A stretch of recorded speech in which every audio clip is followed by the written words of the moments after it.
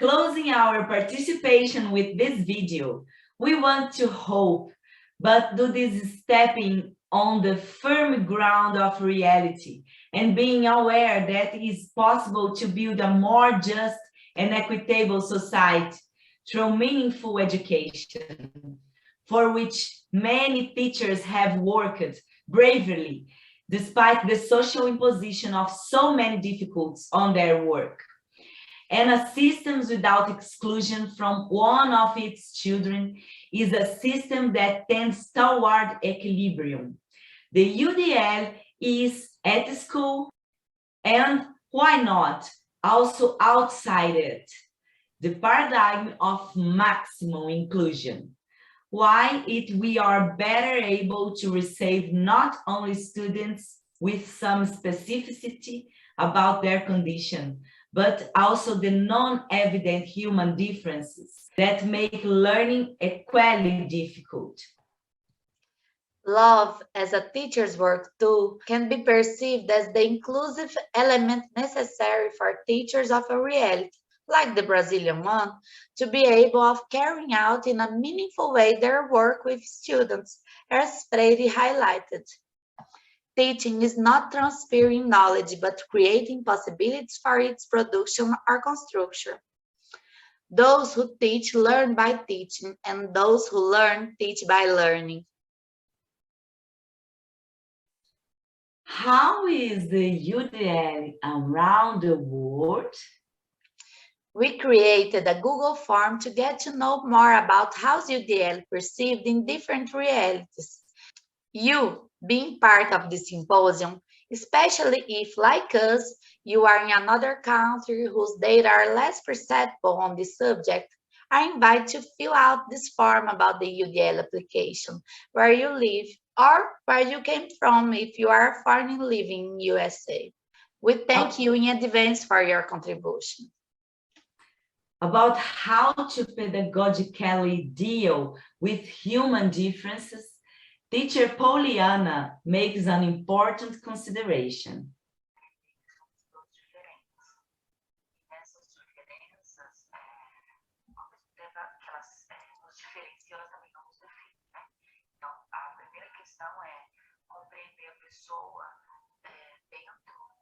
Tendo aquela diferença, mas não sendo aquela diferença. Então, por exemplo, uma pessoa com fluidez, quem é essa pessoa?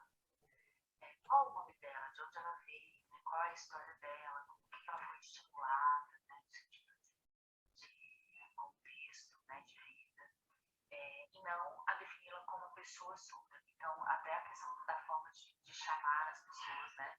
Sempre a gente coloca com surdez, ela tem surdez. Ela não é a surda, né? Da sala.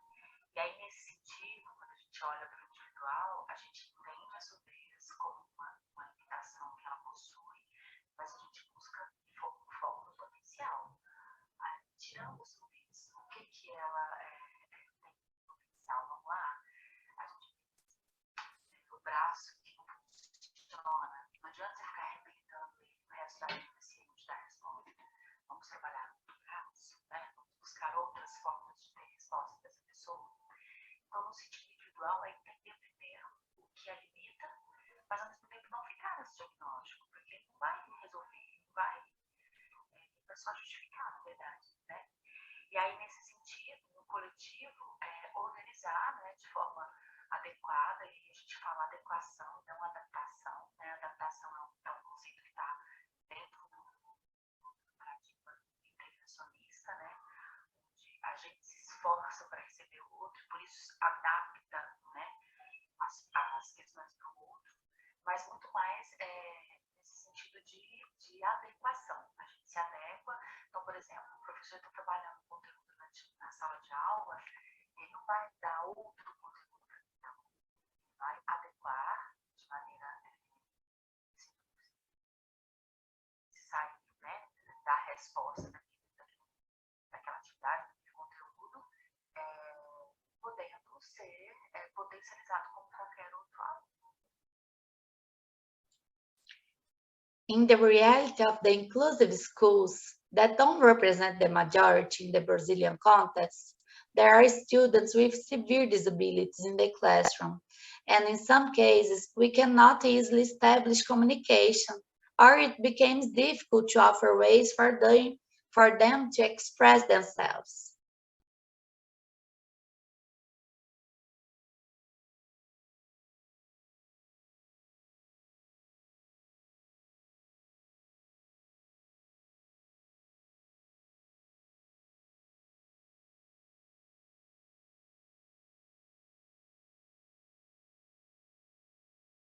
Neither expressing acceptance or denial.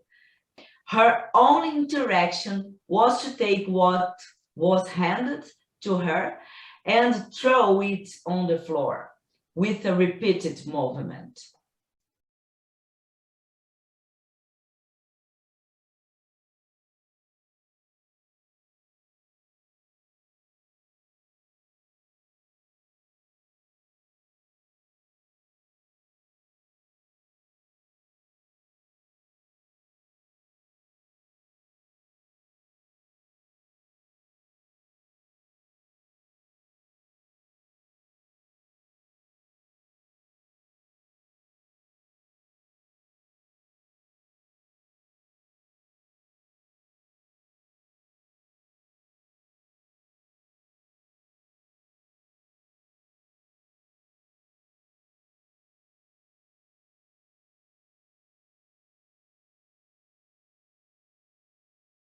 Prepared resources such as extended lunchtime, a string tying the objects she played so that she would be able to pull them back herself.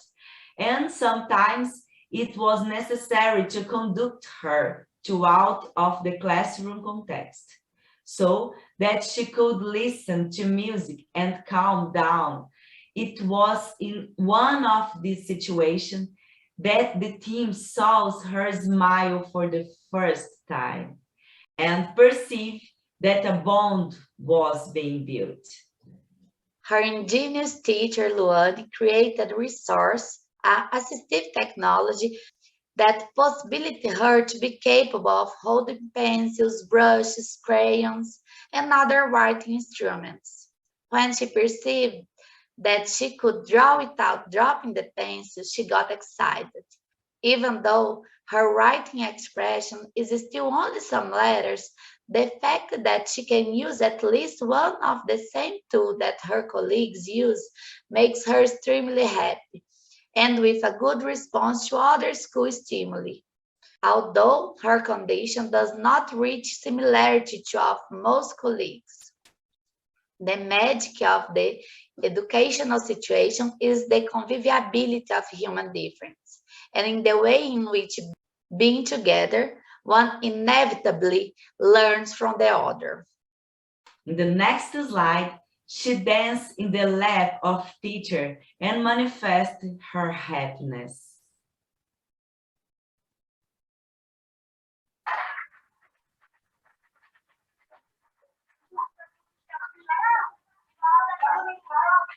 Tá bonito. Tá bom, Manu? Essa carinha de quem tá gostando. The variability or multiplicity are inseparable conditions of the human groupings. They are elements that now star in the educational scenes. Those homogenization of infantry are the imaginary, and even the real similarity of individuals in groups can no longer present our collectives. May the paradigm for maximum inclusion reach everyone, and may we continue our evolutionary journey seeking to be more fraternal, fully develop our potentialities, explore new possibilities, and respect each other more. To finalizing, we want to reinforce our principal flag here. We hope that Brazilians will be able to choose a path towards a value education and can carry out the path that takes us beyond where we have been able to get until now. Our flags are for a more inclusive education, for more love in the educational action, in defense of the arts and human science in basic educational curricula. Thanks to CAS to give us voice. Thank everyone for staying with us until here, and goodbye. Goodbye.